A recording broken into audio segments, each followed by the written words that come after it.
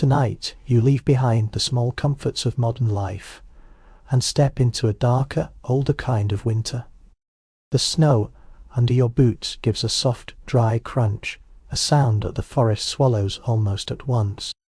Above you, the sky shows 1,000 cold stars. Around you, the pines stand in black ranks, tall and patient, their branches wearing the weight of old storms. Nothing here hurries, nothing here welcomes you. And yet the wilderness is not noisy in its refusal. It simply goes on being vast, silent, and entirely itself. The deeper you walk, the more the world begins to feel made of only a few simple things. Dark timber, pale snow, thin moonlight, breath turning white in the air, and drifting away from your face, as if even that small warmth would rather not linger. Somewhere in the distance, a branch gives a tired crack under the frost, and then all is still again. It is the kind of stillness that makes a person aware of every movement.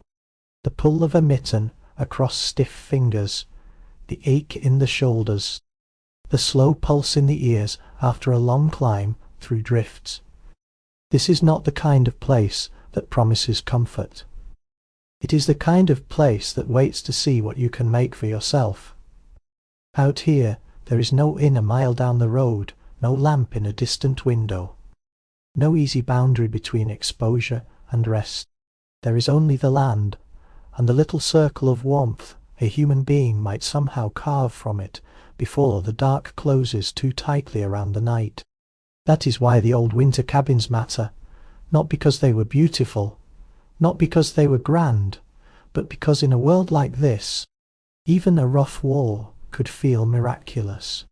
So you let the scene settle, the stars, the snow, the trees breathing resin into the cold, the far-off murmur of unseen water beneath ice, and as the wilderness grows larger in your imagination, one small idea begins to glow at its center. Somewhere, in all this frozen space, a cabin must be built.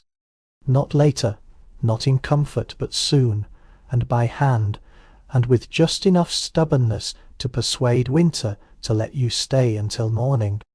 In the frontier, winters of North America, shelter was never a decorative idea.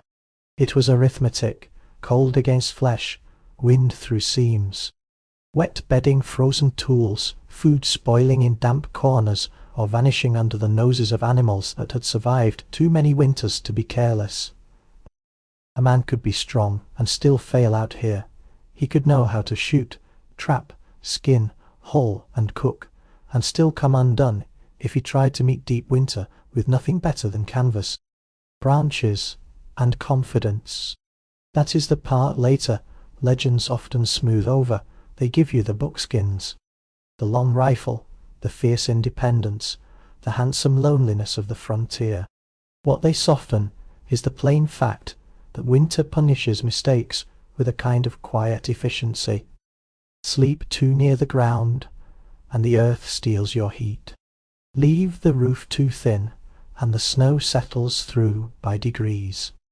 Build too close to a stream, and the thaw will mock all your labor in spring. Build too far from water, and you carry every bucket like a sentence. A cabin was not an indulgence there. It was a machine for staying alive.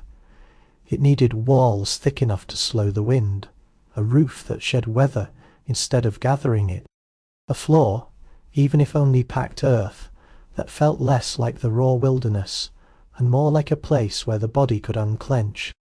It needed a door, because there is a particular comfort in hearing wood close against the night. It needed a hearth, because without fire the whole effort remained little more than a box of cold timber. One by one, these things added up to something rare in hard country. Not ease, exactly, but enough safety for a man to rest his vigilance for an hour or two. And perhaps that is the true wonder of those winter cabins. They did not abolish danger, they only reduced it to a size a human being could live beside. A rough shelter in the trees was not a victory over nature, no matter what the old stories liked to boast. It was a truce, a fragile understanding, a little agreement that said, for one more night, the cold would stay beyond the walls if the fire kept breathing and the builder kept paying attention. Once you see the cabin that way, every log, every stone, every patch of moss begins to matter with unusual tenderness. The men who built such cabins have been remembered in a dozen different ways. As trappers, as scouts, as fur traders, as wanderers, as half-mythic figures whose names seem to belong more to legend than to payrolls, supply ledgers, and frost-cracked journals. In truth, they were usually less romantic than the stories and far more interesting. They were men who moved through a demanding trade, following rivers, game trails, mountain passes, and rumours of profit into landscapes that did not care whether they admired them. Some came west for money, some for escape, some because a settled life had already refused them. Some because they refused it first. They carried rifles and traps, blankets and knives, kettles and hopes, and often too little food. They borrowed from one another, relied on native knowledge more than later, myths admitted, and learned quickly that independence on the frontier was rarely pure. Even the most solitary mountain man depended on routes blazed by others, tools made by others, food methods learned from others, and occasional company when the season became too long to face with only his own thoughts for conversation. Still, the old image endured for a reason. There is something unforgettable about a person choosing to live where the land is this large and the margin for error this small. It gives ordinary acts an almost ceremonial quality. Cutting wood is no longer a chore, it is winter strategy. Patching a seam is no longer housework, it is a defense against the invisible patience of cold. Even sitting quietly by a fire can become an act of skill, because it means the fuel was gathered, the hearth was built, and the day's labour has arranged itself, however briefly, into warmth. The real mountain men were not constant heroes. Some were careless, some were generous, some were lonely enough to talk too much when a traveller appeared. Some preferred silence so fiercely that even help felt like a burden.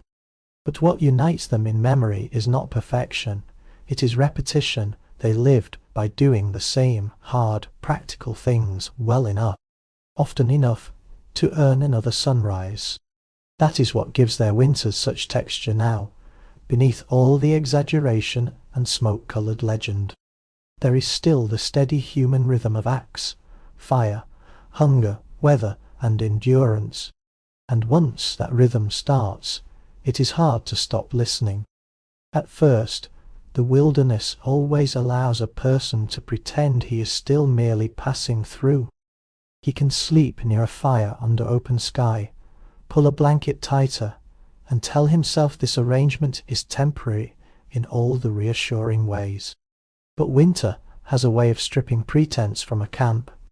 It turns small inconveniences into structural truths. The blanket is too thin, the ground is too hard, the wind knows exactly where to find the openings. What felt adventurous at dusk feels foolish before dawn. So the real turning point arrives quietly, not with a storm, though a storm may hurry it, not with some grand declaration to the mountains. It arrives in the private moment when a man looks at his scattered gear, at the pale sun travelling low over the timberline, at his breath already thinning in the afternoon chill, and understands that motion alone will not save him now.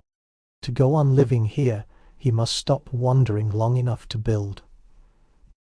He must choose one patch of land and say, in effect, this is where I will persuade winter to let me remain. There is something unexpectedly calming in that decision. The world narrows, not into danger, but into tasks. The problems become visible, and therefore almost companionable. A site must be chosen, trees must be cut, logs must be moved, A roof must exist before the sky changes its mind. Fire must have a hearth to live in. The work is enormous, yes, but the mind often prefers a difficult certainty to a vague fear. Once the cabin becomes necessary, the wilderness stops feeling like pure threat and begins to feel like a conversation. Hard, uneven, but legible, and so the builder takes a slower breath. He studies the lay of the land with a new seriousness. He is no longer a visitor, looking for scenery. He is a future occupant, looking for survival. Somewhere nearby, there is a rise that drains well, a stand of timber that can spare a few giants, a line of sheltering trees that can soften the wind, a source of water that will not betray him in spring. The cabin does not yet exist, but already it has begun altering the way he sees. That is how all winter shelters truly begin, first as a change in attention, then, if a man is stubborn and lucky, as wood, smoke and walls. Choosing where to build is less like selecting a home site, and more like reading a warning written across the land. The obvious places are often the wrong ones. A low hollow looks sheltered until you remember how cold air pools in basins. A flat place beside water seems convenient until spring turns convenience into mud and flood. A beautiful high perch promises sunlight, but may also sit in the path of wind, drifting snow, or worse, the heavy thoughtless slide of an avalanche. Winter does not reward what looks appealing from a distance. It rewards what remains tolerable after weeks of weather. So you move slowly. You watch how the trees stand. You notice whether their trunks twist from constant prevailing wind or rise in straighter confidence. You pause by a creek and hear the muffled run of water below its skin of ice, already imagining the labour of hauling buckets there before dawn. You test the slope under your boots, looking for just enough pitch to send meltwater away from the walls once spring comes whispering back. You note where the sun reaches longest through the branches. You note where it vanishes too early, even in cold country. Light matters. Light on a wall, light on a doorway, light in the mind during short afternoons. Timber must be near, but not so near that a storm-shaken trunk might decide to crash through your future roof. Water must be close, but not so close that the land turns treacherous in the thaw. Snow should drift around you, not onto you. The site should feel neither exposed nor buried. This is the strange patience of survival work. To hurry here would be to carry that hurry into every later discomfort. Better to spend an extra hour listening to the creak, pacing the rise, examining the timber ring, and picturing where the smoke will someday lift into the winter air. At last, a place begins to gather your attention, more than the rest. A modest rise above a bend in the stream, pines curved around it almost like an unfinished wall. Enough open sky to receive daylight, enough nearby wood to promise labour rather than impossible distance. It is not dramatic, that is part of its virtue. It does not demand to be admired. It merely suggests that with effort, with enough wood, and luck, and watchfulness, a small human life might fit here for one season. And once that feeling arrives, the place changes. It is no longer just land under snow. It is a possibility, a room not yet built, a future silence with fire in the middle of it. You stand there a little longer than necessary, letting the cold sting your face, while your mind begins measuring corners against the empty air. The cabin has not risen, but the ground beneath it has already been chosen, and that makes all the difference. Once the place is chosen, it must be made visible to the eye and to the will.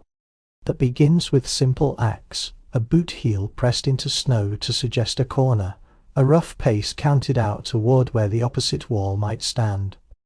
A hatchet blaze cut into bark, bright wood showing pale against the dark trunk. None of these things can stop weather.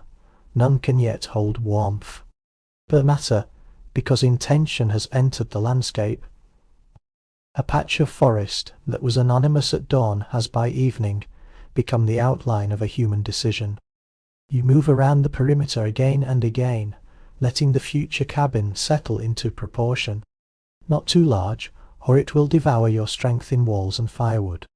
Not too small, or it will feel less like shelter than like a crate with smoke in it. The old frontier rectangles were often modest for a reason. A small room heats faster, a low roof gathers warmth, close walls make winter feel farther away. The wilderness may be immense, but survival has always depended on choosing a manageable scale within it. There is a quiet pleasure in these early boundaries.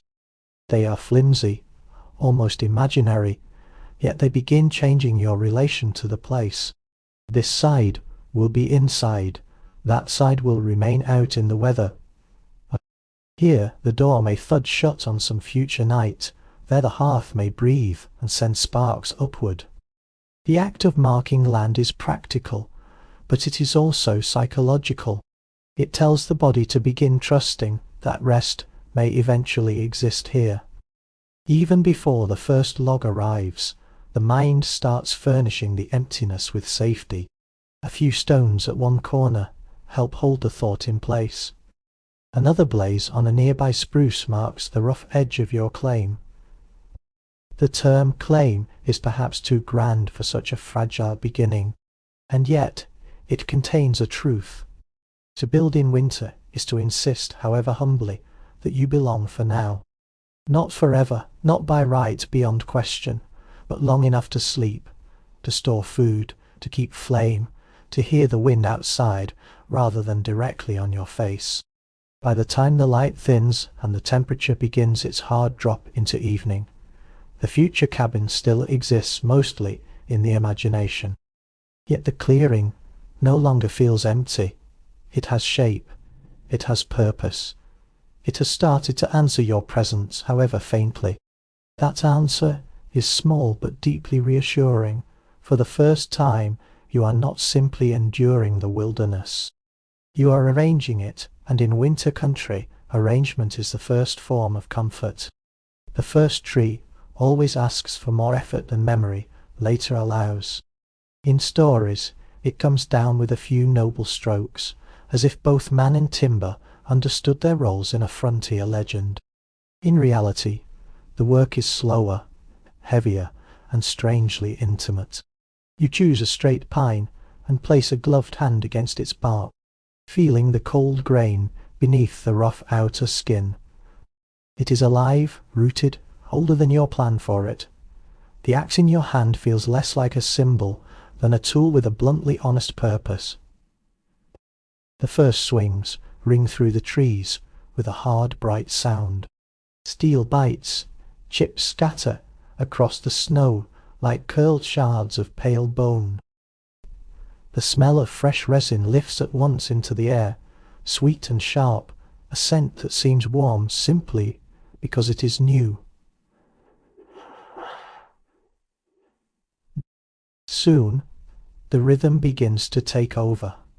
Raise, strike, withdraw. Raise, strike, withdraw.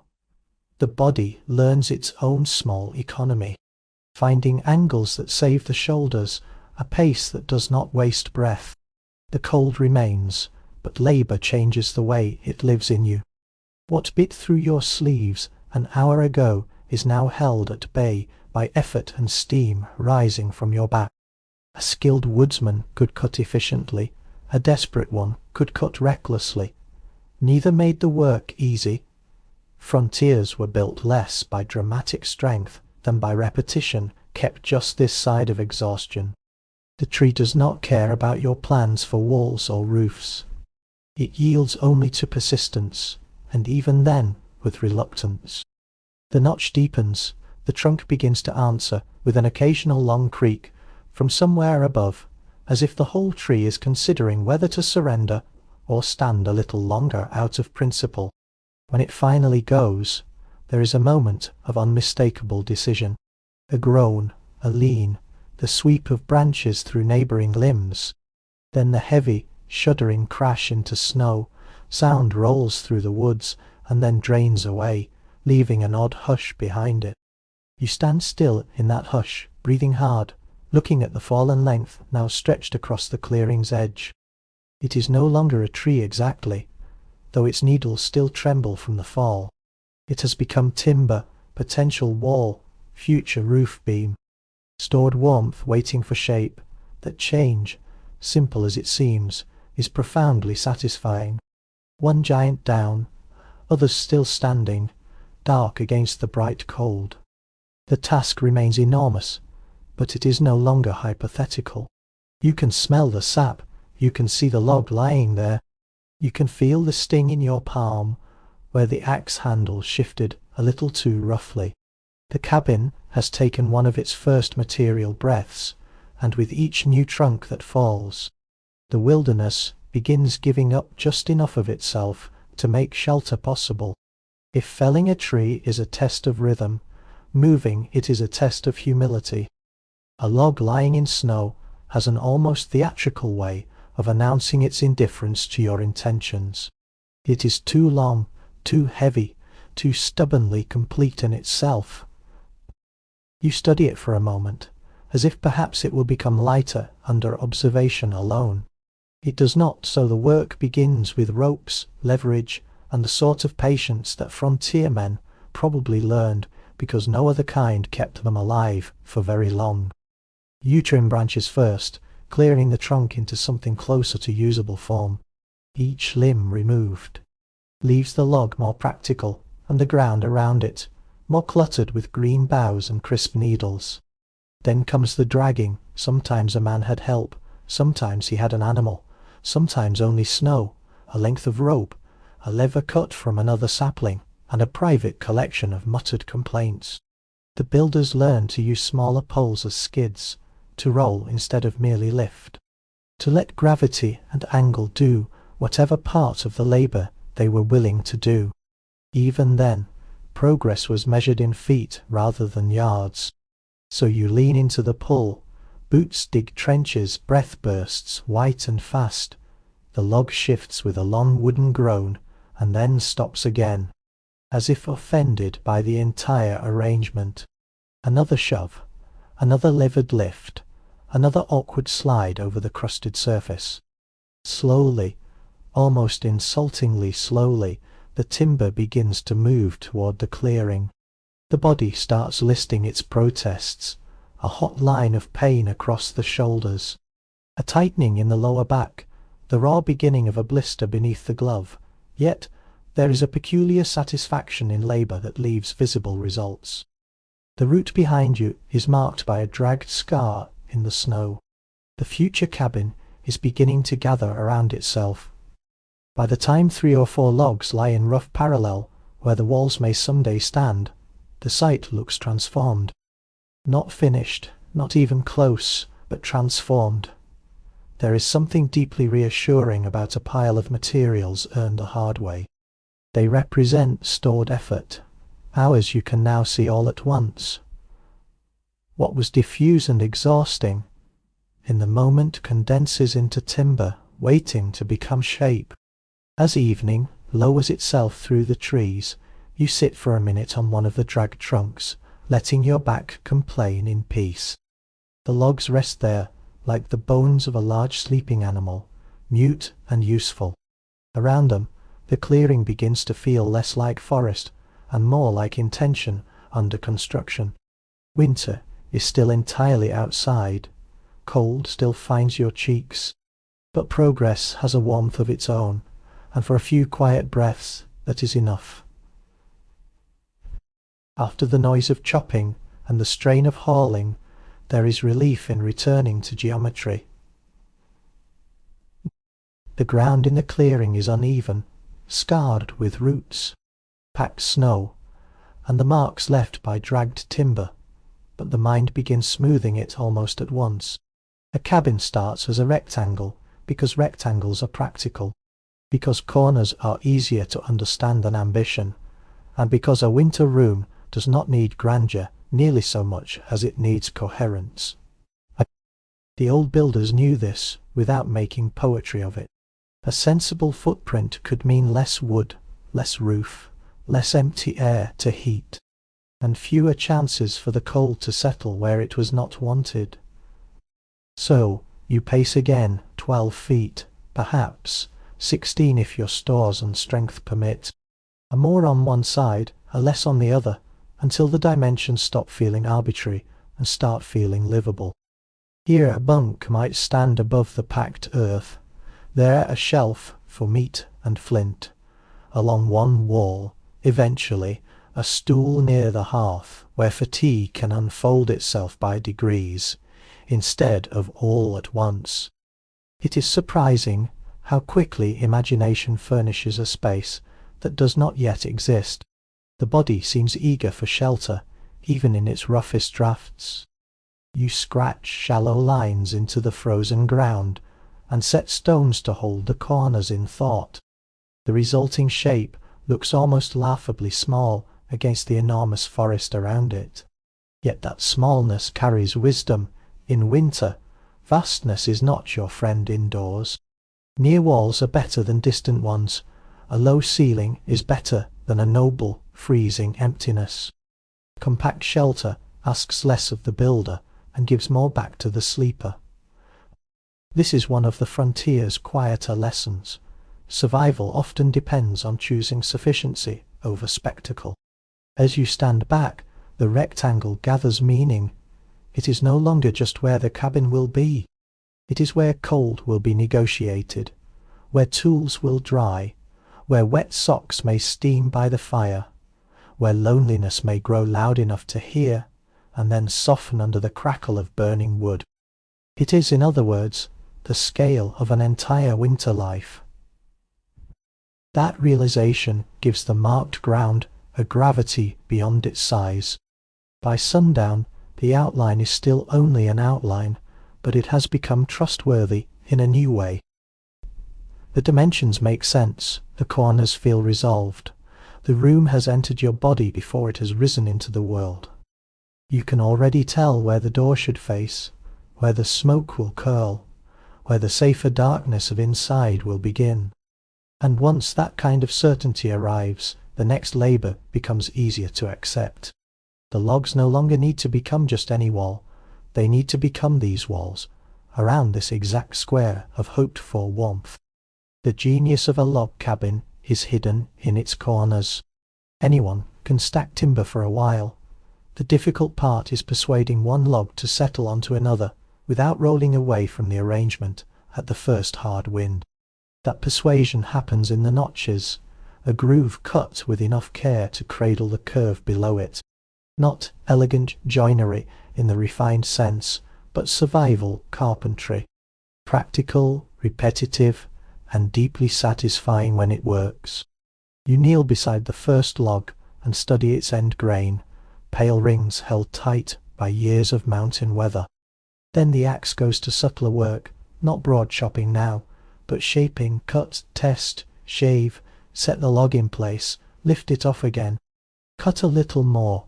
Frozen wood can splinter rudely when it dislikes your angle, and bark hides little ridges that throw off the fit just enough to annoy you into patience. The process asks for a different kind of stamina than felling trees. Less force, more attention, more willingness to repeat yourself without resentment. The old saddle notches, and the rougher frontier cousins of them, were not only clever, they were merciful. A proper fit made the later wall steadier, the gaps smaller, the whole structure quieter under weather. And quiet matters in a winter cabin. A room that shifts too much or leaks too freely never lets the mind rest. So you keep working, letting the sound of the axe settle into a smaller rhythm than before. Not the ringing attack used on standing timber, but a denser, thoughtful cadence, almost like a carpenter knocking on the shape hidden inside the wood. When the first notched log finally settles with a dull, satisfying certainty onto its partner, the effect is immediate and strangely intimate. Two trees that spent decades apart now hold one another in place. The outline in the snow rises 1 degree toward permanence. You run a hand along the joint and feel the confidence of it. Not perfect, frontier work rarely was, but close enough to trust, and sometimes trust is the finest luxury available. Hour follows hour in this measured labour. Chips gather around your knees, sap sticks to your gloves, a raven calls somewhere above the clearing, as if offering unhelpful commentary on your technique. Yet the mind grows calm under repetition. Each fitted corner reduces the future storm by a tiny amount. Each good notch is a little promise made to your sleeping self. By the end of the day, the cabin still exists more in fragments than in full. But the fragments now lock together. The wilderness has not softened. Exactly. It has simply begun, against all initial appearances, to cooperate. Raising the first walls is when the clearing stops pretending to be empty. Until now, the work has been preparation and promise. Timber felled, logs dragged, corners shaped, useful toil, but still the sort of toil a stranger might misread as merely a woodpile in progress.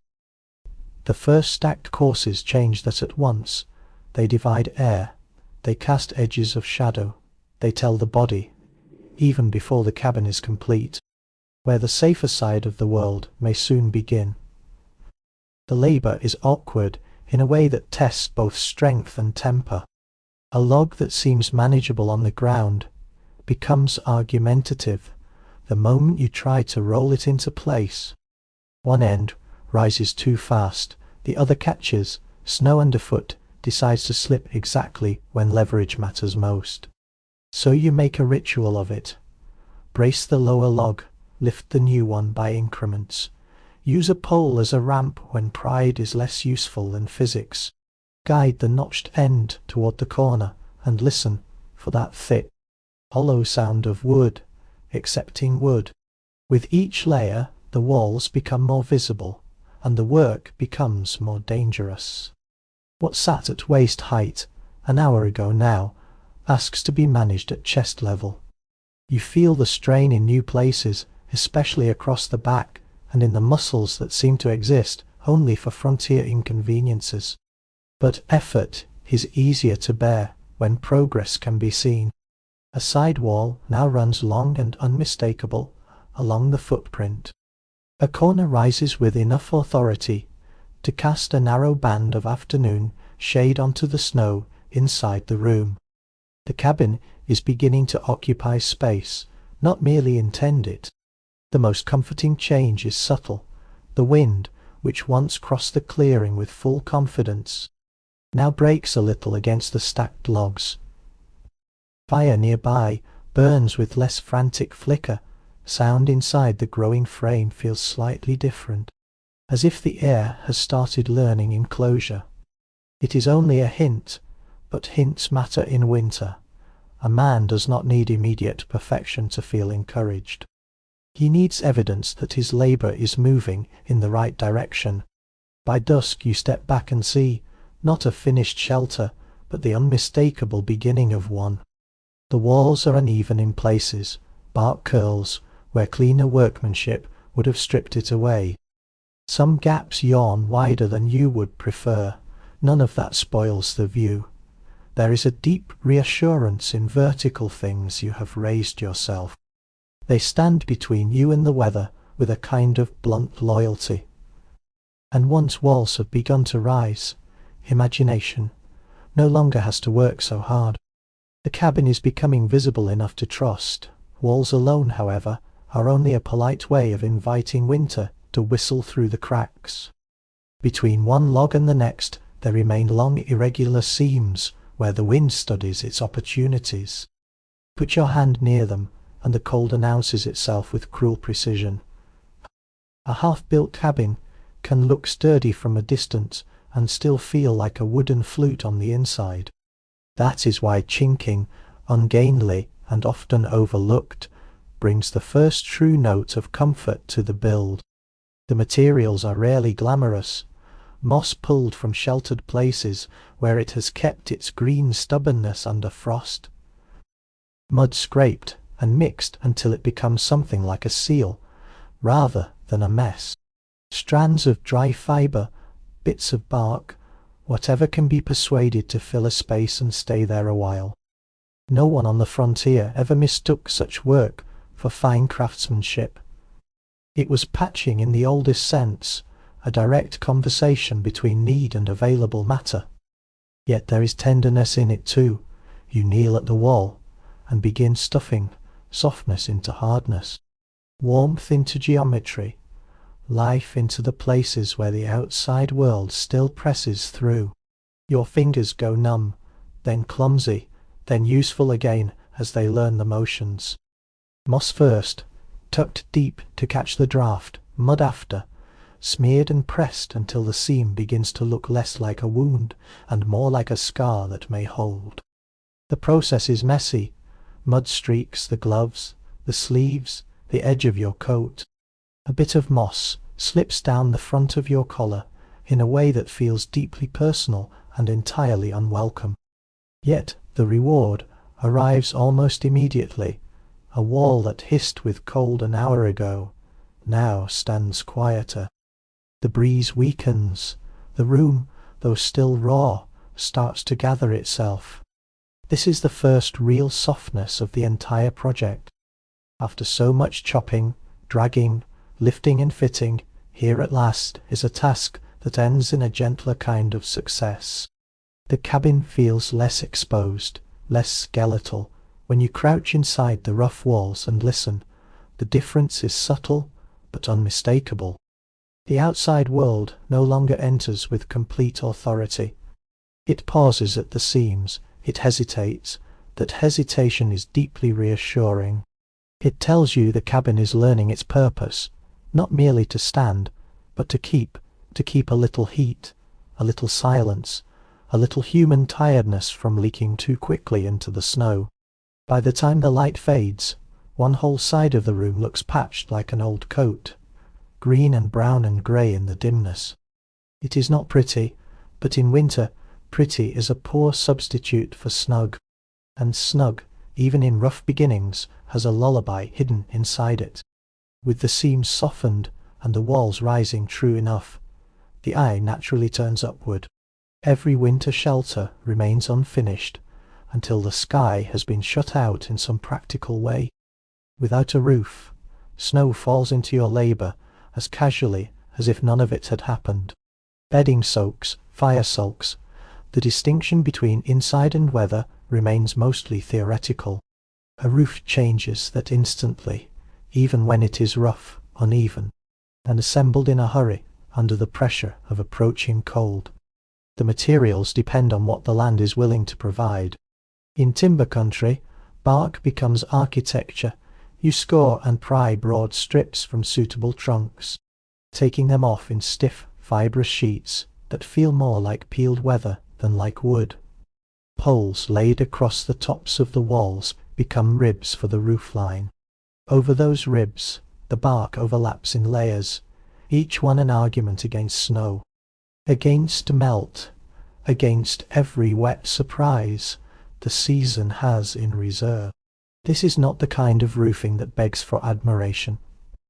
It asks only to work. The work itself is clumsy enough to make humility feel sensible. You climb onto half-finished walls with a burden of bark under one arm, balancing badly, muttering to the wind when a sheet slips from your grip and flaps down into the snow below. Another cracks where you hoped it would bend. Another needs pinning under cross poles before the next gust carries away your afternoon. But piece by piece the patchwork grows. What felt impossible in the morning begins, by late day, to resemble coverage. Then comes the moment every winter builder remembers. You step inside while only part of the roof is in place and notice the light changing.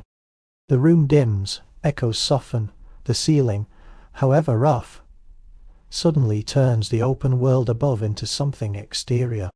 It is astonishing how quickly this changes the emotions of a space. A roof does not merely protect a cabin, it creates interiority. It gives the mind permission to settle, By dusk the final section is weighted down with poles, and you drop back to the ground with sore knees and resin on your sleeves. Looking up, you see no masterpiece, only a crooked quilt of bark and timber. Yet under it, the room waits in shadow, more room than ruin now, more refuge than idea. Snow may still find a way through here and there, weather always negotiates, but tonight, for the first time, the sky will not press directly onto your face when you try to sleep. That alone feels almost luxurious, even under a roof. The ground keeps its own old loyalties. It remains frozen earth, uneven and damp in spirit, even when the surface seems firm. Lie directly on it long enough, and the body learns how much cold can rise from below. So the next labour feels less dramatic than raising walls, and yet nearly as important. Persuading the floor to behave like part of a room rather than part of the wilderness that happened to be trapped indoors. You start by clearing what the land never intended for comfort. Stones, roots, humps of frozen dirt, splinters and bark scraps left from shaping logs. The work is slow and strangely domestic after the larger violences of timber cutting. A branch can serve as a rake, boots serve as tampers, hands, despite their complaints, serve for everything else. Frontiersmen often made do with packed earth because packed earth was available, and because winter rarely grants the leisure required for a proper plank floor, unless one arrives unusually prepared or unusually determined.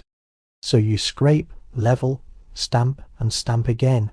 The dull thud of your boots against the ground becomes another small frontier rhythm, less heroic than an axe stroke and perhaps more comforting. Here and there you scatter sand and ash, both for dryness and for the satisfying sense that the earth is being domesticated by degrees. The scent rising from the floor is part smoke, part soil, part the strange clean bitterness of winter mud, thawed only enough to be useful. At some point the space underfoot changes, not into luxury, not even into softness, but into steadiness. The floor begins to hold shape beneath each step. The body no longer sinks unexpectedly or catches on hidden roots. It is remarkable how much reassurance can live in a surface that simply stays where it is. A room begins beneath the feet, long before it lives in the walls. By evening, you stand in the cabin and feel, for the first time, that you are not camping inside it. You are inhabiting it. The distinction is subtle but immense. A blanket spread on raw ground belongs to endurance. A blanket spread on ground that has been levelled, tamped, and claimed belongs to something closer to rest. Outside, winter still owns the trees. Inside, the earth has begun, reluctantly but undeniably, to take instruction. A cabin without a hearth is little more than a wooden container for cold. The walls can stand, the roof can shed snow, the floor can lie obedient underfoot, and still the room remains unfinished in the most essential way. Fire needs a home if the cabin is to become one. That home begins among stones half buried in frost along the creek bank, where the next stage of labour waits in a heavier language than timber. Stone work has none of the illusion of speed. Each rock must be found, lifted, carried, set down, reconsidered, and lifted again. Large ones threaten the back, small ones multiply the number of trips.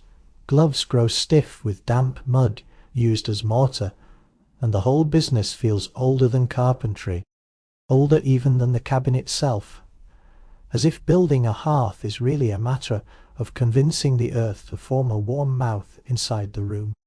The pioneers and trappers who did this well were not merely making fireplaces. They were creating the point around which the entire winter life would turn. Inside the cabin, one wall receives the first course of stone. Another rock settles beside it. Mud is packed into the gaps, not prettily, but firmly enough to keep the structure from thinking second thoughts about gravity. Up it rises, a squat, rough shape at first, then something more architectural as the sides take confidence and the draught path begins to suggest itself. You imagine smoke lifting where now there is only cold air. You imagine hands thawing, meat hanging, wet socks steaming, a dog asleep within reach of the warmth. The hearth changes the whole room before it ever sees a spark. And then, after enough carrying and stacking and smearing, it stands complete enough to test. Flint, steel, a twist of dry fibre, a patient breath, the first ember catches timidly. Then the kindling takes, then flames lick at sticks and begin teaching the stones what they were brought here to do. For a second, the smoke wavers, uncertain of your craftsmanship. Then it finds the chimney's invitation and rises, not perfectly, but well enough. Some sharp sting remains in the air. Most of the smoke escapes. That is triumph enough. The warmth at first is modest, almost easy to doubt. But fire is persistent where cold is merely constant. It grows. The stones begin storing its effort. Your fingers notice first. Then the face. Then the room itself loosens. The cabin no longer feels like shelter in theory. It feels inhabited by a living centre. Every frontier room needed such a centre. Not for romance, but for survival. Yet romance always sneaks. In one, survival begins to work. A fire in a new hearth is difficult to watch without feeling that something sacred, or at least profoundly earned, has entered the night. With the hearth breathing and the walls holding their rough line, one absence becomes impossible to ignore. The opening where the door will hang still admits every draught, like an unwelcome relative who has mistaken politeness for invitation. You can feel the night there, even when the fire is strong. Snow can still creep in, wind can still press its cold hand straight into the room. A cabin without a door is not unfinished in a decorative sense. It is unfinished in the sense that winter has not yet agreed to remain on the other side. So you turn again to timber, though now with smaller ambitions, and no less need for patience. Planks are split or shaped from suitable wood, then laid side by side and braced across the back. A door in the frontier was not a statement piece. It was a barrier, straight enough to close, heavy enough to resist the weather, simple enough to make before the next storm proved your delay unwise. Iron hinges might have existed closer to trading posts, but far from such conveniences a man relied on wood, pegs, rawhide, and whatever competence his knife could coax into the work. The first version is rarely graceful. It scrapes where the threshold rises too high. It hangs unevenly until some shaving, some wedge, some muttered adjustment persuades it to behave. The latch may be no more than a peg and a clever notch. Yet the important thing is not elegance, it is the sound when the door swings inward, the sound when it swings back, and most of all, the thick, satisfying thud when it shuts, and the room immediately feels smaller, safer, and more entirely yours. That sound has a psychological power difficult to overstate. Suddenly, the outside world must knock, push, or wait. It is no longer simply present in the room by default. The fire burns steadier, the warmth gathers instead of escaping with every gust. Even your breathing changes, becoming slower, now that the cabin has learned to close itself at the front. The door may groan on its crude hinges and settle with the stubbornness of fresh-made things, but it holds. That is enough. After dark, when wind begins its usual testing along the walls, you find yourself glancing toward the doorway less often. The barrier is simple, but the mind rests more deeply for having it there. In frontier life, comfort often arrived disguised as blunt utility. A latch, a shelf, a dry corner, a door that says not tonight to the weather. You sit by the hearth and listen to the wood answer each gust with a small complaint, then settle again. The cabin is not perfect. It no longer needs to be. It only needs to keep learning how to protect what is inside.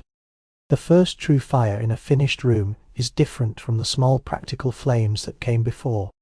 Earlier fires were experiments, necessities, proof that tinder and skill still answered one another in the cold. This one feels closer to a beginning. The walls are up. The roof hangs over them. The door closes. The floor holds. The hearth waits like a patient stone animal ready to wake. All that remains is the little miracle of ignition, repeated by human hands so often across history that it can seem ordinary until one considers the alternative. You crouch before the hearth with bark curls, dry twigs, and split kindling arranged in a care that borders on ceremony. Outside, the wind presses through the trees with its usual confidence, but now it sounds farther off, as if distance has somehow been manufactured out of timber and effort. Flint strikes steel, a spark lands, fades, another catches, then one clings long enough to darken the tinder into a breathing orange point. You bend close, adding a quiet stream of breath. The ember opens, flame arrives. At first, the fire is delicate, more suggestion than certainty. Then the twigs take with a soft crackle, and the whole structure of kindling begins speaking in a language the room has been waiting to hear. Light leaps along the rough stones and finds the lines in the log walls. Smoke rises, hesitates, and then travels upward with enough discipline to reassure you. Another stick, then a thicker one, another measured weight. Soon the fire no longer asks permission. It has become itself. There is a particular relief in warming gradually, fingers first, cheeks next, then the deeper places in the shoulders and spine where fatigue likes to hide and harden. The cabin answers too. Shadows soften. The damp smell of raw earth and fresh-cut wood mixes with smoke into that ancient scent. Every winter room seems to invent for itself. It is not perfume, it is survival becoming ambient. It is the smell of enough. You sit back and let the flames do their patient work. This is the moment every previous task served, every tree felled, every log dragged, every notch corrected, every seam pressed with moss, every stone carried from the creek. They all gather here, in this simple sight of steady firelight moving over a room that can now contain it. The wilderness still surrounds you in every direction. It still holds all the power it held before, but tonight the balance has shifted just enough to matter. Tonight there is a cabin. Tonight there is a hearth. Tonight winter must remain outside a little longer than it wanted to. Once the room can hold warmth, the eye begins noticing the little indignities that still remain. There is nowhere comfortable to sit, except the ground, which remains only conditionally friendly even after tamping. There is nowhere to sleep, except in a heap close to the hearth, which means ash in the blanket and aching bones by morning. Tools lie where they happen to fall. Food sits where mice or damp might find it first. A finished shell, you discover, is not yet a livable room. To live inside winter, a man must shape not only the cabin, but its habits. So the leftover wood begins a second career. A few planks and braces become a stool. Though calling it elegant would be an offence against elegance, it wobbles until a shaving from one leg persuades it to settle. Even then, it feels miraculous, simply because it lifts your body a little farther from the floor. A sleeping platform along the wall follows, lashed or pegged together from what timber remains willing. Pine boughs laid over it soften the frame. Firs over the boughs soften it again. In a city it would feel primitive. In winter country it feels almost indulgent. Shelves are next, small at first, then more ambitious once confidence returns. A notch here, a peg there, and suddenly the wall itself begins helping to keep order. Flint on one shelf, knife on another, dried strips of food above the reach of damp paws. A peg near the door for coat, and mittens, so the room no longer looks like a camp exploded indoors. These are tiny changes, yet they alter the emotional temperature of the place as surely as the fire alters the physical one. The cabin starts to look inhabited rather than occupied. What pleases you most is not the craftsmanship, which remains frontier rough at every level. It is the emergence of routine built into objects, a place to sit, a place to sleep, a place to hang, store, dry, and reach. Rooms are really collections of repeated gestures made easier, and those gestures matter enormously when winter has reduced the world outside to labour and white distance. The body rests more fully when it knows where things belong. By the time evening settles against the bark roof, the interior has gained a kind of humble dignity. Fire glows at one end. The bunk waits in shadow. The stool stands near the warmth, with all the self-importance of a throne. A shelf casts a narrow line across the wall. It is all rough, all temporary, all made under pressure. And yet the room has crossed an invisible threshold. It no longer merely keeps out weather. It begins, in its own spare frontier way, to care for the person inside it. A winter cabin is rarely occupied by only one beating heart.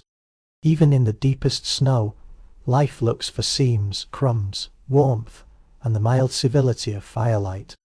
A dog is the ideal companion, if fortune has granted one. He curls near the hearth, turns twice upon himself with a seriousness that suggests ritual, and lowers his head onto his paws as if he too has earned the room. His breathing steadies the silence. His ears lift at noises you might otherwise mistake for dreams. In a wilderness that can make a person feel erased by scale, the simple fact of another creature choosing to stay near you is a comfort beyond measure. Then there are the less invited companions, mice, quick and bright-eyed, studying the wall seams with professional interest. A squirrel, bold enough to inspect the roofline, tiny sounds in the dark that mean some other life, has also noticed what the cabin offers. Frontier men complained about these guests, trapped them when necessary, cursed their thefts, and yet many probably found them oddly reassuring after weeks of isolation. A wholly silent room can feel too much like a tomb. A room with small rustlings in the corners at least reminds you that the world continues to pulse. So you adapt. Food goes higher on the shelf. Leather wraps around anything too fragrant to leave unguarded. Scraps are cleared before sleep. The dog noses one corner with suspicious dedication, then finally settles when the mouse he hoped for declines to appear. The whole little ecosystem arranges itself around the warm centre of the hearth. Outside, the cold remains impartial. Inside, life negotiates. There is mild humour in all this, and humour is a valuable frontier resource. The dignity of a man who has raised walls, shaped a roof, set a stone hearth, and then finds himself outwitted by a creature smaller than his mitten is difficult not to appreciate. Winter has a way of keeping pride within proper limits. Yet even those limits can feel soft around the edges when shared with a dog's steady warmth and the occasional insolent scratch behind the logs. Later, as the fire settles into its evening voice, the room takes on a fuller sense of company. Not crowded, never that, just accompanied. A paw twitches in sleep near the hearth. Something tiny scurries once across the wall and falls quiet. The wind presses outside and is answered by timber. In such moments, the cabin feels less like an isolated box and more like a small living agreement among species, all of them, in their own ways, hoping to outlast the season. Warmth, without food, is merely a slower form of trouble. Once the cabin can shelter a man, it must also support the routines that keep him from watching his own strength fade by inches. Winter hunting is not romantic from inside the season. It is a matter of tracks, patience, clean choices, and the exhausting business of carrying necessity back through snow. Game on the ground was only the start. Preservation was the true strategy. One deer badly stored could become waste. One deer well managed could become time. So you shoulder the rifle and step away from the cabin at first light, leaving behind the hearth's last low warmth and entering the blue hard quiet of morning. Tracks along the creek tell stories in clean punctuation. A hoof mark where the crust broke, a lighter print where some smaller thing crossed with less weight and more confidence. Breath hangs before your face. The dog, if you have one, moves ahead and back again, like a thought that cannot decide where best to settle. Hours pass this way, in attention rather than speech. When the shot finally comes, it cracks through the stillness with a force that always feels larger than the rifle itself. Then there is the work after the work, hauling the animal, skinning in the cold with fingers that stiffen every time you stop moving them. Separating flesh, hide, fat, and bone with the grave efficiency winter encourages. Nothing is abstract when your next weeks may depend on how carefully you manage the result. The frontier borrowed heavily from older knowledge here, especially in preserving meat by smoke, by drying, by rendering fat into lasting forms. Practical wisdom had no time for vanity. Back at the cabin, strips of venison begin their slow transformation over a low, steady smoke. Fat softens in a pot. The air fills with an earthy, heavy scent that is not quite pleasant and yet deeply reassuring. This is what security smells like in hard country. Smoking cloth, grease in the air, meat stiffening into future meals. A shelf that looked bare yesterday now begins to gather promise. The room itself feels calmer for it. Hunger may still be part of the season, but it no longer sits directly at the table. That evening you watch the strips darken by degrees, while the hearth glows inside and the dog dreams by the door. The cabin contains 3 forms of safety now: walls against weather, fire against cold, and food against the long arithmetic of winter days. None of them are absolute. Nothing here is, but taken together they create a steadier kind of hope. The sort that lets a tired man sleep without counting anxieties like knots in the roof poles above him. The first truly heavy storm is when the cabin ceases to be a construction project and becomes a thing entrusted with your life. Until then, every flaw can still be treated as an annoyance to address tomorrow. Once snow begins falling in earnest, tomorrow becomes a rumor. The world withdraws, sound alters, the trees that look stately by daylight become dark shapes barely visible through the whitening air. Wind comes in low and then higher, trying the roof, the seams, the door latch, all with the detached patience of something certain it has time. Inside, the room narrows around essentials: fire, fuel, blanket, dry food, a hand on the door when a gust hits hard enough to make the hinges speak their doubts aloud. Snow hisses across the roof in long, whispering passes. The chimney drafts, then smokes back for a minute, then finds itself again. The old builders must have known this feeling intimately. The odd combination of fear and pride that comes from listening to weather strikes something you made with your own hands. Every creak is a question. Every minute without failure is an answer. You sit nearer the hearth than dignity might prefer, feeding it with measured economy. Too much wood is waste. Too little is foolishness. Outside has vanished into a moving wall of pale noise. And because it has vanished, the inside grows more precious with every hour. The bunk, the stool, the shelf holding meat and flint, even the packed dirt floor seems companionable, now that all roads, all paths, all distances beyond the door have been erased under drifts. There is a deep human comfort in reduced worlds when the reduction includes warmth. At some point, you notice something extraordinary. The cabin is holding, imperfectly, yes, a bit of snow sifts in near the threshold.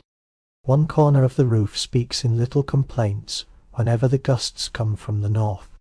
Still, the walls remain, the fire remains, the room, which a short while ago was a thought scratched into snow, now surrounds you with enough confidence to endure the night's assault.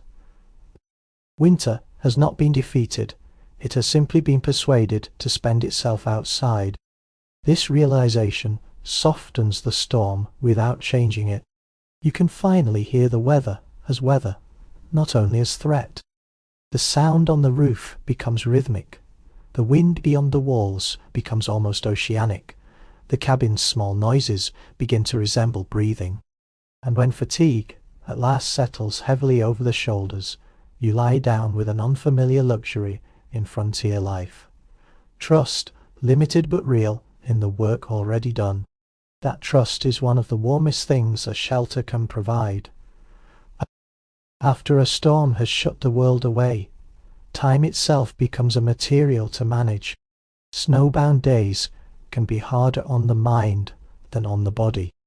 The body, after all, understands tasks: feed the fire, check the roofline, knock ice from the doorway, bring in another armload of wood. But the hours between those tasks can widen strangely in a winter cabin. They gather silence in the corners. They lengthen the sound of your own breathing. They invite memory, regret, fantasy, and every other guest a man may not have meant to entertain. That is why the hands must be kept busy. A scrap of wood becomes a spoon under a knife that has little else to do. A torn moccasin becomes a repair project. A rawhide thong is cut, braided, adjusted, then readjusted, simply because useful repetition steadies the thoughts. Archaeologists later found all sorts of little carved objects in old sites, and one suspects many of them were born not from artistry, but from the need to give a winter afternoon a shape. A room with work in it feels safer than a room with only waiting. So you sit by the fire and shave thin curls from a branch, watching them gather at your boots like pale feathers. The dog sleeps, the wind has less to say now, reduced to an occasional push against the wall. Smoke rises with practiced calm.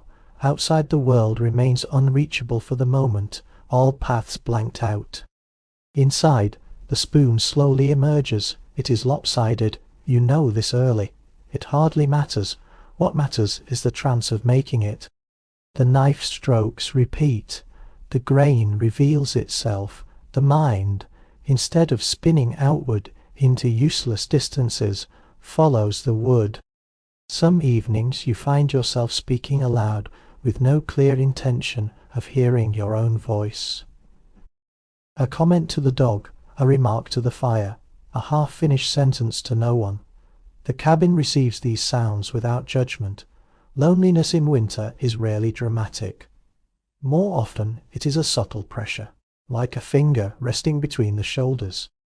Small routines push back against it with surprising force. A spoon shaped, a strap mended, a shelf straightened, a new stack of split kindling laid beside the hearth in exact little rows.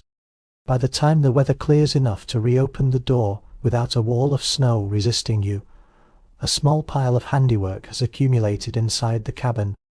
Nothing precious, everything useful, or nearly so, yet each object carries evidence that the mind remained inhabited, that silence did not turn too deep, that the days were crossed one careful motion at a time. In frontier winter, such victories were rarely sung about. They should have been, not because they looked impressive, but because they kept a person gently, steadily human. Then one morning, after too many days of hearing only fire, dog, and weather, another sound reaches the cabin through the snow. Footsteps, human ones, distinct in their rhythm, deliberate rather than drifting. They approach, pause, and then resume, as if whoever makes them is thinking about the wisdom of coming closer and deciding in favor of warmth. At once the room changes. The air itself seems to wait. A hand goes toward the rifle out of habit. Another instinct, older and softer, hopes for company. When the knock comes, it is rarely formal, more often a thump, a voice through the planks, a visible shape moving beyond the seam at the doorway. You open it carefully, and there he is. Another winter face under frost, beard edged with white, shoulders wearing the tired look of distance traveled in cold weather. A man with coffee to trade, or tobacco, or a little news from somewhere that now sounds impossibly far away. Frontier etiquette in such moments had room for caution, but not usually for cruelty. The wilderness made hospitality practical, once inside. The visitor enlarges the cabin simply by existing in it. There are new sounds, stamping snow from boots, hands rubbed together near the hearth. The clink of a cup, a second voice, rough from disuse, relearning conversation one sentence at a time. At first, the exchange may be plain. Where from? How far? Any game seen? Any trouble ahead? But after the first swallow of coffee or broth, speech loosens like frozen leather near the fire. Bedtime near the fire. Stories arrive, complaints, exaggerations, half-trusted rumors about spring gatherings, good trapping grounds, or a fool farther downriver who tried to roof a cabin with ideas rather than bark. The emotional effect is difficult to exaggerate. Company in winter can feel almost medicinal. It breaks the sealed jar of solitude. It reminds you that your own cabin is not the only little pulse of warmth against the season. Somewhere else in the trees there are other fires, other patched roofs, other men answering weather with stubborn routines much like your own. The knowledge changes the texture of loneliness even after the visitor leaves. And leave he does, usually too soon, morning light, colder again after the comfort of shared talk. Catches on the snow as he shoulders his pack and turns back toward other outpost of survival he calls his own. The cabin grows smaller behind him, then larger again once you step inside and shut the door. Silence returns, but it is a different silence now, less absolute. Another human voice has touched the room. The walls seem to remember it. So do you. Once another voice has warmed the room. Stories follow almost of their own accord. Winter cabins were made for them. Firelight loosens the edges of things. Shadows on the wall lengthen oddly and make every hanging coat look, for a second, like some old traveller who has forgotten to leave. The timber itself groans. When it settles, and on long nights the sound can resemble a footstep in the next room or a low remark from the chimney. It is not difficult to see why frontier people let folklore grow around such places. Silence becomes easier to bear when it contains a little wonder. So the tales begin. A trapper who followed a lantern through a storm only to find no tracks beneath it. A half-seen figure walking the ridgeline in weather no sensible man would choose. A cabin found abandoned in spring, with the hearth cold, but the spoon still laid neatly beside the bowl, as if its owner had merely stepped out to gather wood and never returned. Such stories sit comfortably in winter because they do not demand belief. They only ask for attention around the fire. That is enough. You tell them softly, perhaps to the dog, perhaps to yourself, perhaps to whatever old unease still lingers in the corners after the visitor has gone. The room listens. Outside, the trees answer with their own occasional creaks and sighs as the cold tightens and releases them. In another season, these sounds would be ordinary. In deep snow, they acquire personality. The wilderness begins to feel inhabited not merely by animals and weather, but by memory, rumour, and the shapes the mind lays over darkness when it wants company more than certainty. Yet the eeriness of such stories is seldom sharp in a sleepier history. It is a cosy eeriness padded by blankets and by the reliable pulse of the hearth. Ghosts, wild men, haunted valleys, lights in the timberline, all of them serve as gentle furniture for the mind when the real room grows too quiet. Even skepticism becomes part of the pleasure. Perhaps none of it happened. Perhaps that is irrelevant. By the time the fire burns low enough to redden, instead of blaze, the stories themselves begin to drift. Their edges blur, the cabin holds them along with smoke and warmth. You may glance once toward the door when the wind makes it speak, then smile at your own willingness to be entertained by the season.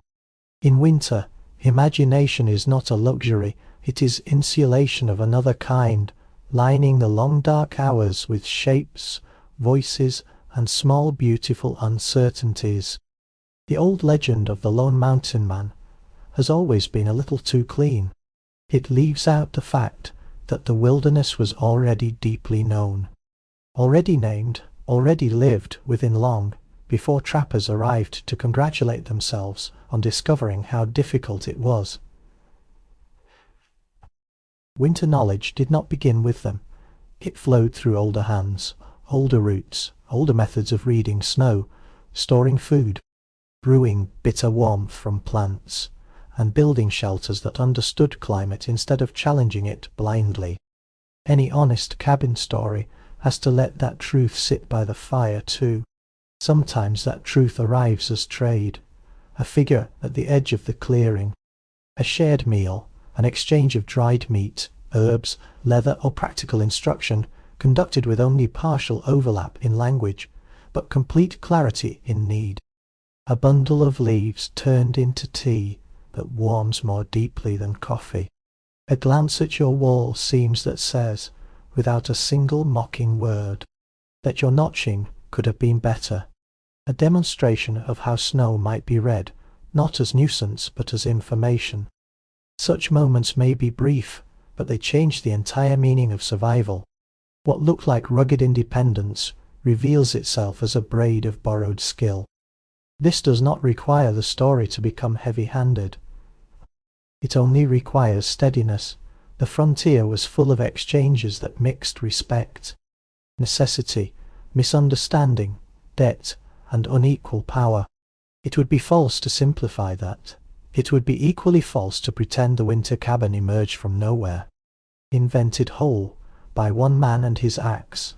The room itself argues otherwise in its smoked meat, its practical proportions, its ways of sealing out weather. There are traces of knowledge that moved across cultures because cold punishes ignorance too thoroughly to let pride keep it for long. So when you share the fire with a man whose people knew this country in ways you do not, the cabin feels altered afterward. Not smaller, not less yours in the limited seasonal way, but more connected. The walls remain rough logs, the roof remains bark and poles. Yet the room now sits inside a larger history than the builder first imagined. Outside are older paths under the snow, older names for the creek, older memories in the timberline. Inside are techniques and comforts that did not spring from solitude alone. That recognition softens something in the whole winter story. It makes the wilderness seem less empty, and the cabin less isolated in time. Survival becomes not a lonely monument to one man's stubbornness, but a meeting place of practices, observations, and shared necessities. In the glow of the hearth, that feels not diminishing, but comforting. Human beings have been helping one another through hard seasons in imperfect ways for a very long time.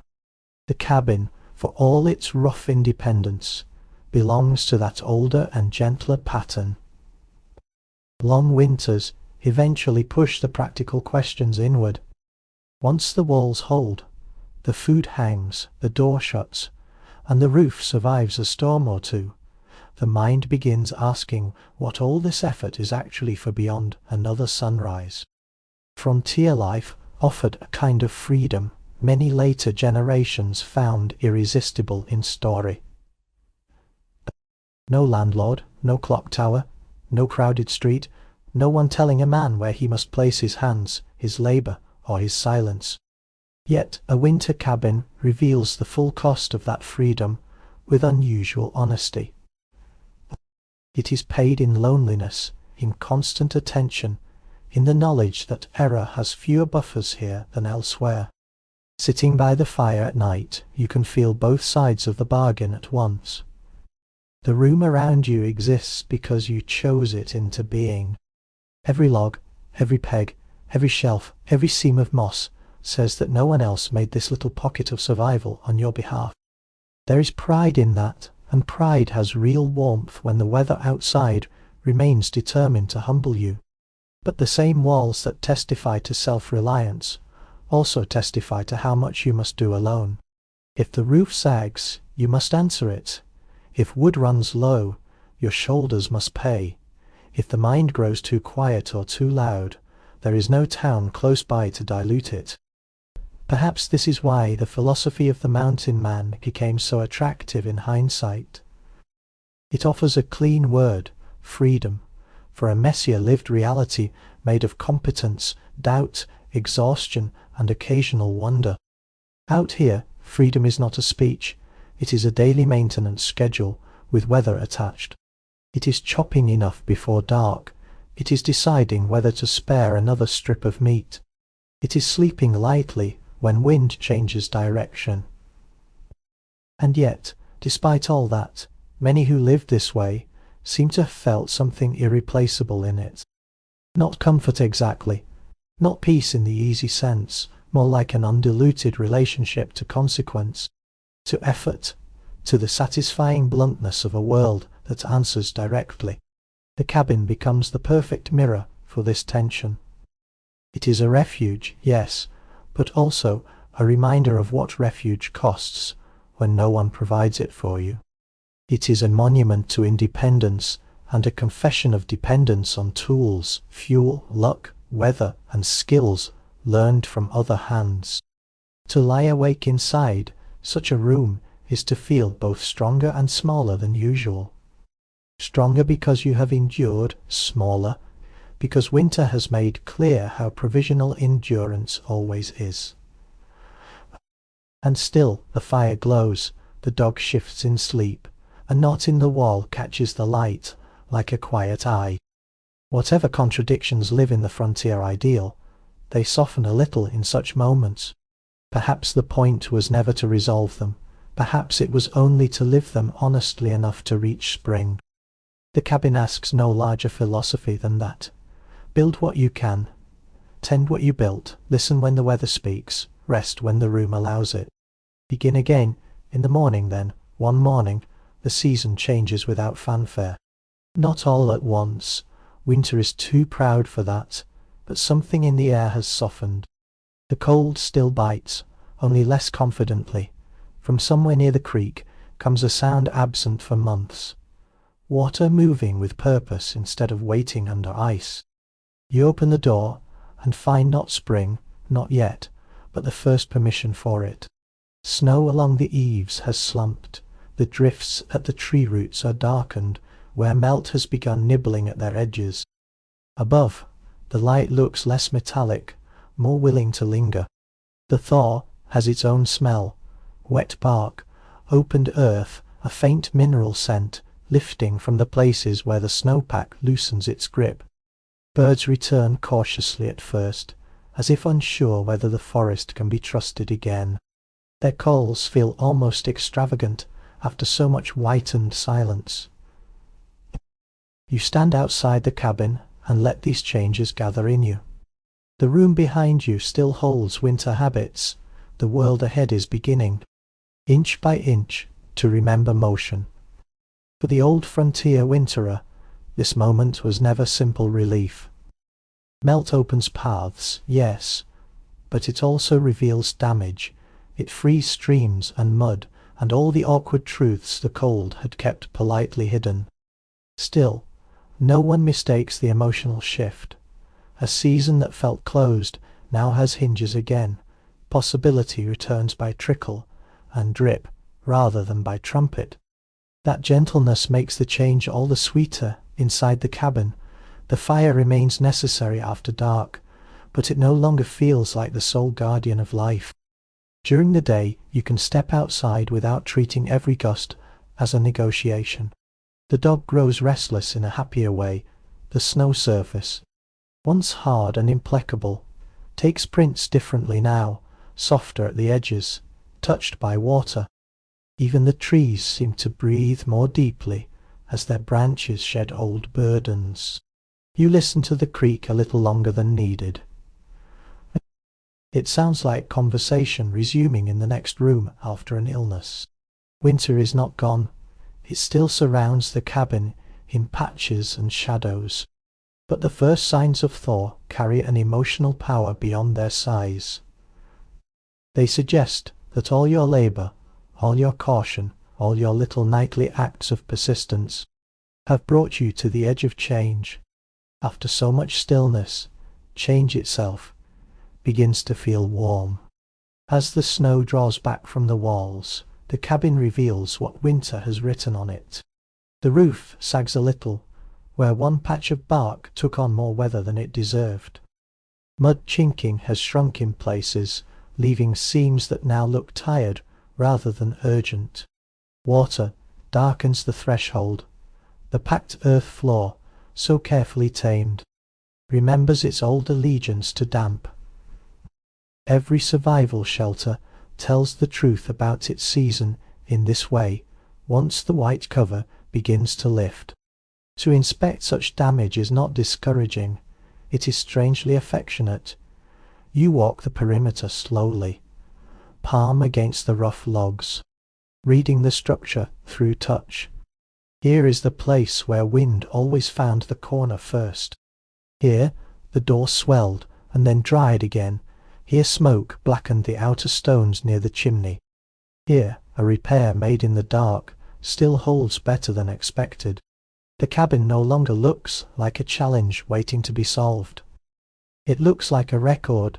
It has kept the marks of every small decision, every compromise, every storm that tested your judgment and lost by only a little.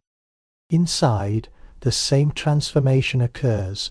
What once seemed crude now feels earned. The stool with its slight wobble, the shelf crowded with the remainder of your stores. The bunk compressed where nights have passed over it one by one. Even the stains on the hearthstones carry a kind of dignity. They prove use, they prove duration. No one should expect frontier survival to look polished at the end of winter. It should look lived in, weathered, modified, forgiven. This is one of the gentlest truths in the whole cabin story. Flaws that would have embarrassed you during the build now seem almost lovable because they participated in survival. A neatly perfect room might have felt less hewn than this patched and scarred little one. The roof held well enough, the wall leaked only a little. The door complained, but never surrendered. Good enough, in hard country, becomes a form of beauty all its own. So you mend what needs mending, and leave some things as they are. The season has already judged the structure more honestly than you ever could. And the judgment is clear. The cabin stood, the fire breathed within it.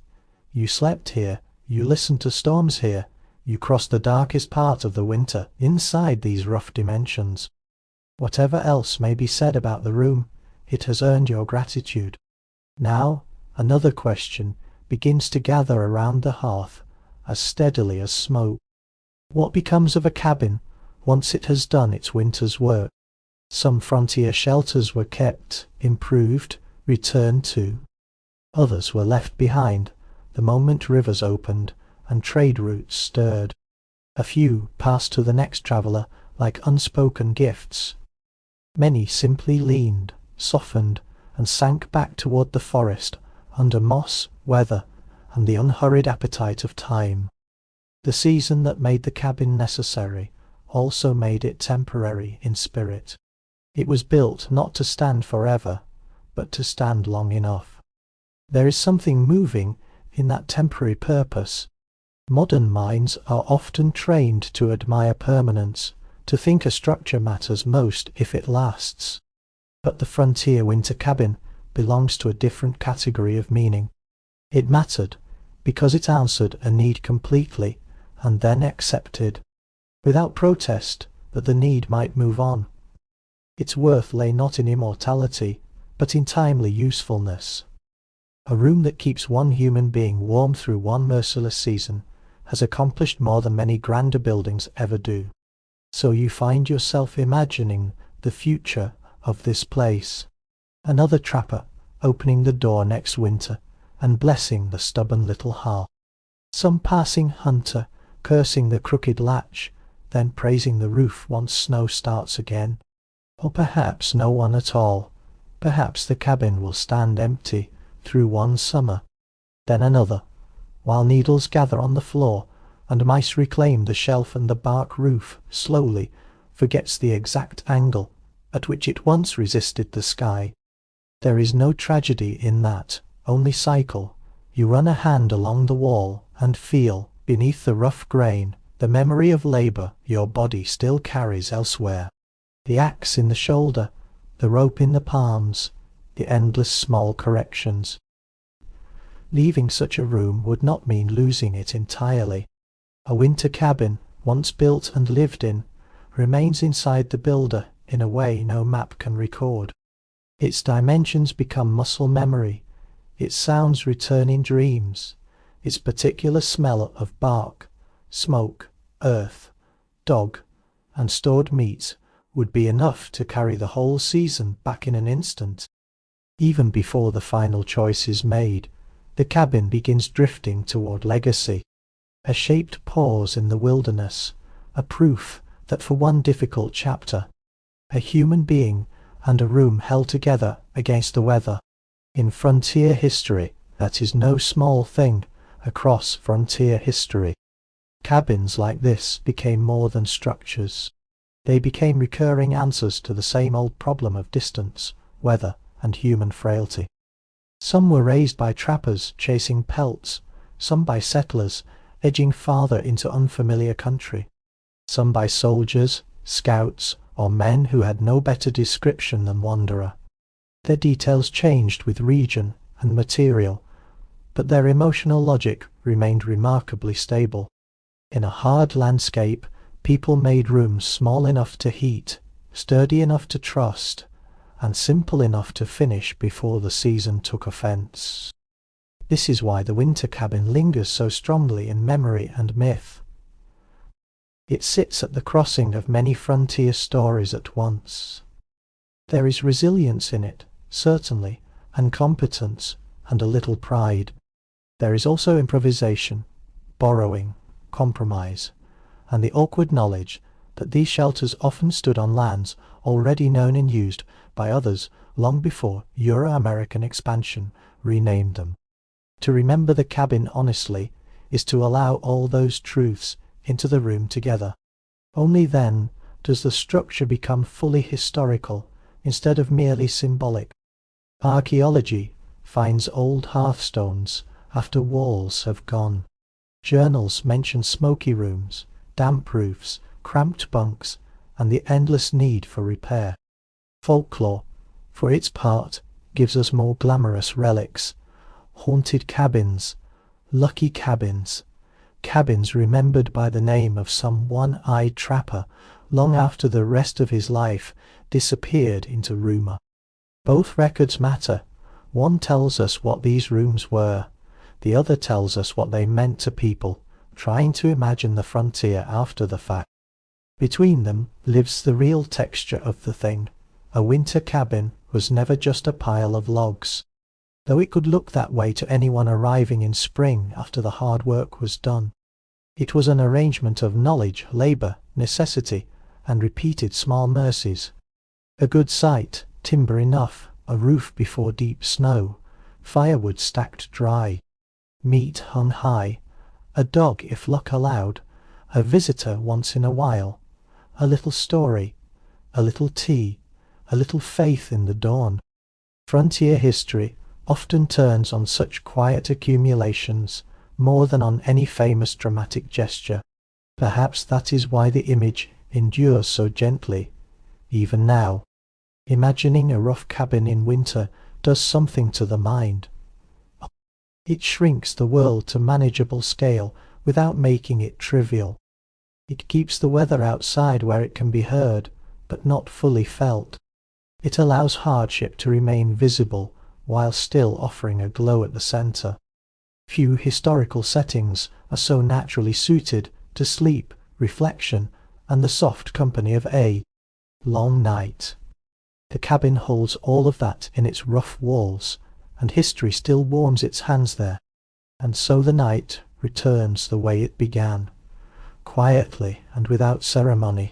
The cabin stands in the dark among the trees, less a triumph than a presence now, something the winter came to know by shape and smell. Inside, the fire has settled from flame to ember. The brightest part of the room is low to the ground, where coals breathe red through grey ash and send up just enough warmth to keep the stones awake a little longer. The roof answers the cooling air with small wooden whispers. The walls hold their familiar line. Somewhere beyond them, the creek keeps talking under the edge of thaw. You can feel the whole season resting in the room, the first careful blaze marks on standing trees, the drag of green timber through snow, the long patience of notching, moss pushed into cracks with numb hands, bark hauled up and weighted into place before the next weather turned. The first real fire finding its throat in the chimney, the stool, the bunk, the shelf, the dog's weight by the hearth, meat darkening in smoke, storm after storm spending itself outside, while the room learned, by trial and repair, how to remain a room. Nothing about it was perfect, and that is part of its peace. Perfect things keep the mind alert. They ask to be admired, protected, explained. This cabin asks for none of that. It only asks to be inhabited and remembered. Its roughness is soothing, because every irregular line has already done its work. The builder no longer needs to dream of improvements tonight. The weather no longer needs an answer beyond another log laid gently on the coals. Even the old frontier questions, freedom, loneliness, endurance, belonging, soften in the dark when the room is warm enough, and the body is tired in the honest way labor makes it. So you let the walls blur a little in the low light. You let the sounds separate into layers. Ember crackle, dog breath, the faint shift of settling timber, a trickle somewhere outside where winter has begun, almost reluctantly, to loosen. None of it needs conclusion. The cabin was enough. The season was crossed. Morning will come in its own time, carrying whatever tasks remain. For now, there is only this held space between cold and comfort, between wilderness and rest, between the last wakeful thought and the first soft drift towards sleep.